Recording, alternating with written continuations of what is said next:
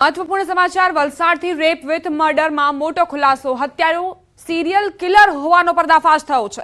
હરિયાણાનો રાહુલ જાટ નીકળ્યો serial killer. લૂંટ દુષ્કર્મ અને હત્યાના 13 ગુનામાં તેની સંડોવણી।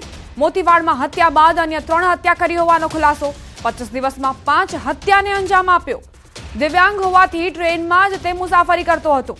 આરોપીને ઝડપવા વલસાડ પોલીસે મોટું ઓપરેશન હાથ ધર્યું। ગુજરાતથી આંધ્રપ્રદેશ સુધી રેલવે રૂટ પર તપાસ કરી। 2000થી વધુ સીસીટીવી ફૂટેજની તપાસ કરાઈ। 400થી વધુ પોલીસ જવાનો તપાસમાં જોડાયા હતા। ટ્રેનમાં દુષ્કર્મ બાદ હત્યા કરી હોવાનું પણ કબૂલ્યું। વલસાડ પોલીસે અન્ય રાજ્યોની પોલીસને જાણ કરી છે।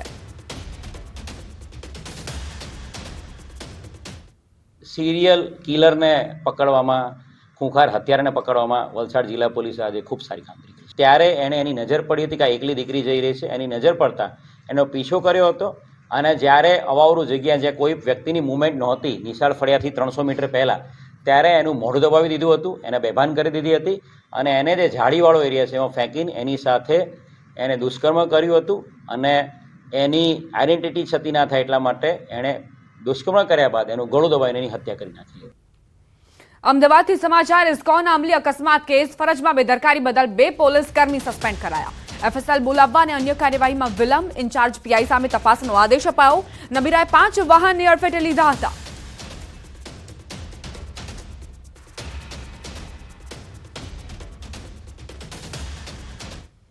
અમેરિકાના ન્યૂ જર્સીમાં વડોદરાના વૃદ્ધાની હત્યા। ગાંધીનગરના ભાડુઆત યુવાને વૃદ્ધાની હત્યા કરી। હત્યા બાદ વૃદ્ધાની કાર લઈ આરોપી ફરાર થયો। હત્યા બાદ વૃદ્ધાના એકાઉન્ટમાંથી $4500 ડેબિટ કાર્ડથી ઉપાડી લીધા। ન્યૂ જર્સી પોલીસે હત્યારા આરોપીની ધરપકડ કરી છે। મૃતક વૃદ્ધાના વડોદરા, રાજકોટ અને મુંબઈમાં રહેતા પરિજનો ઘેરા શોકમાં ગરકાવ થયા છે।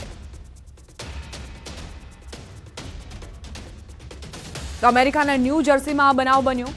વૃદ્ધાના ભાડુઆતે જ તેની હત્યા કરી દીધી અને ત્યારબાદ તેની કાર લઈને આરોપી ફરાર થઈ ગયો। શું અમારી સાથે હસમુખ લુણાગરિયા ખોડલધામના પ્રમુખ જોડાઈ ગયા છે, માફ કરશો, ખોડલધામના પ્રવક્તા જોડાઈ ગયા છે। હસમુખભાઈ, આજે હુમલાનો આરોપ મૂકવામાં આવ્યો છે તેને લઈને આપની પ્રતિક્રિયા પ્રથમ તો। જી બેન, જે બેન બન્યું છે એ યોગ્ય નથી, પણ બંને મિત્રો એક લગ્ન પ્રસંગે મળ્યા હશે અને કઈ બી ચર્ચા થઈ હશે, એના અંતે આ જે કઈ બન્યું છે એ બન્યું છે બેન। અને પછી એ જે ઘટના બની અને ઘટના પછી એમાં ખોડલધામ અને સરદારધામનો ઉલ્લેખ થાય તો બંને સંસ્થાઓ, ખોડલધામ અને સરદારધામ બંને સંસ્થાઓ સમાજ માટે કામ કરતી સંસ્થાઓ છે, બંને સમાજના હિત માટે કામ કરતી સંસ્થાઓ છે। એટલે એમના બનાવ બાદ બંને સંસ્થાઓને આમાં ઇન્વોલ્વ કરવી એ મારી દ્રષ્ટિએ યોગ્ય નથી।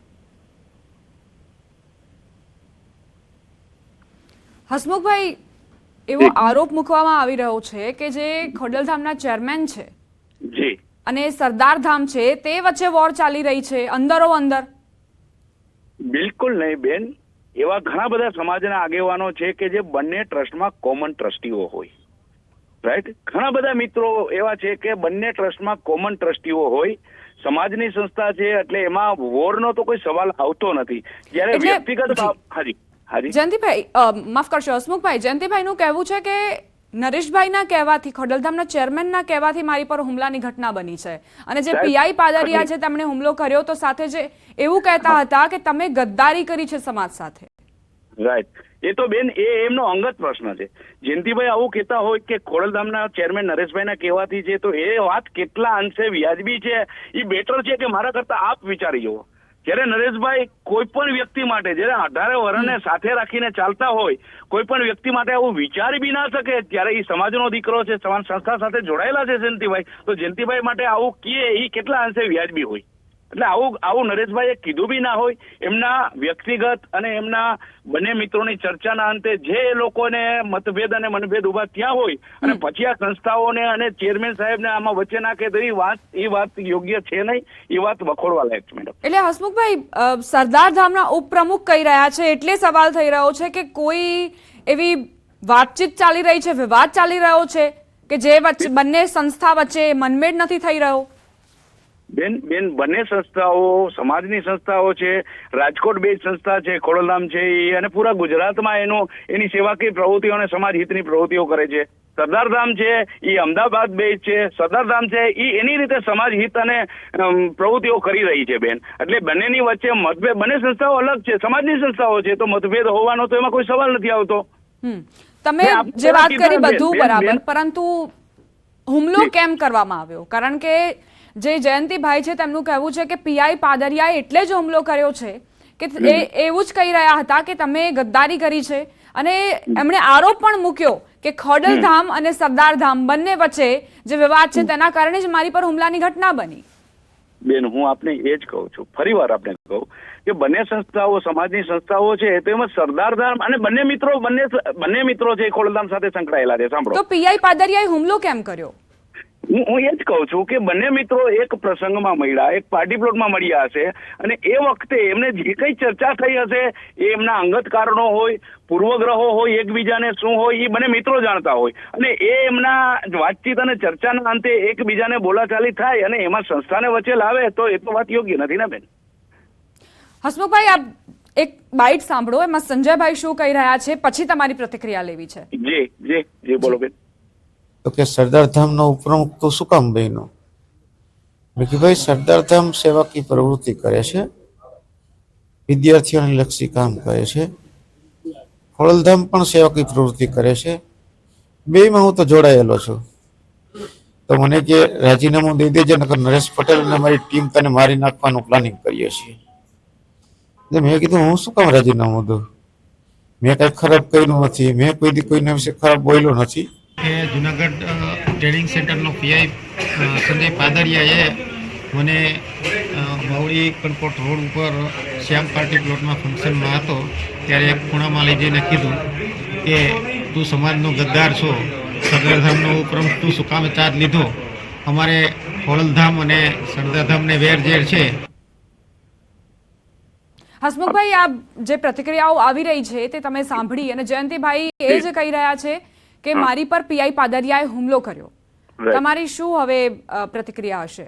યસ બેન, એમાં જયંતિભાઈ એવું કહે છે કે એમને ફોન કરીને મારીને ધમકી આપીને આ કર્યું તે કર્યું, બરાબર. પણ હું આપને એ જ કહું છું કે એમની અંગત ચર્ચાના અંતે જે કઈ બન્યું એમાં સંસ્થાને વચ્ચે લેવાનો કોઈ મતલબ નથી. બેન, જયંતિભાઈ એવું કહે છે કે મને એમ કીધું કે સરદારધામમાંથી રાજીનામું આપી દેજે, બરાબર, પણ એના શેના લીધે એના અંગત પ્રશ્નોને લઈ અને સંસ્થામાં એ લઈ આવે તો એ વસ્તુ કેટલા અંશે વ્યાજબી છે આપ પણ વિચારી શકો બેન. પરંતુ હસમુખભાઈ, સરદારધામના ઉપપ્રમુખ એવું કહી રહ્યા છે એટલે કદાચ અમને એવો પ્રશ્ન થઈ રહ્યો છે કે કેમ આવું બની રહ્યું છે? અગ્રણી સંસ્થાના અગ્રણી પોતે એવું કહી રહ્યા છે અને ખોડલધામ પર આરોપ મૂકી રહ્યા છે. બેન, હું આપને એ જ કહું છું કે બંને મિત્રો ખોડલધામ સાથે સંકળાયેલા છે, જયંતિભાઈ છે સરદારધામ સાથે પણ સંકળાયેલા છે, બરાબર. તો ભાઈ જયંતિભાઈ બી ક્યારેય સંસ્થાનું ક્યારેય ખરાબ કે ઓલું ના બોલે, બરાબર, પણ એમના અંગત મતભેદ અને મનભેદોના અંતે જે કઈ વિચાર વિમર્શોમાં ફિટ ના બેઠું હોય અને પછી એ સંસ્થાને વચ્ચે લાવે તો એ વાત યોગ્ય નથી ને બેન. આજે હું આપને એમ કહું છું કે હું કોઈ પણ એક દાવો કરી દઉં, એ દાવો હું કરી શકું છું, પણ કેટલા અંતે વ્યાજબી છે એ તો દાવો કર્યો હોય એની સાથે બી ચર્ચા કરો ત્યારે ખ્યાલ આવે ને બેન. આભાર હસમુખભાઈ અમારી સાથે વાતચીત કરવા માટે. તો ખોડલધામના પ્રવક્તા હસમુખભાઈને આપ સાંભળી રહ્યા હતા. તેમનું કહેવું છે કે જયંતિભાઈ સાથે પીઆઈ પાદરિયાની અંગત વાતચીત હશે, અંગત કોઈ દુશ્મનાવટ હશે જેના કારણે તેઓ આવું બોલી ગયા હશે, પરંતુ તેમાં ખોડલધામનો કોઈ રોલ નથી અને ખોડલધામના ચેરમેનનો પણ કોઈ જ રોલ નથી.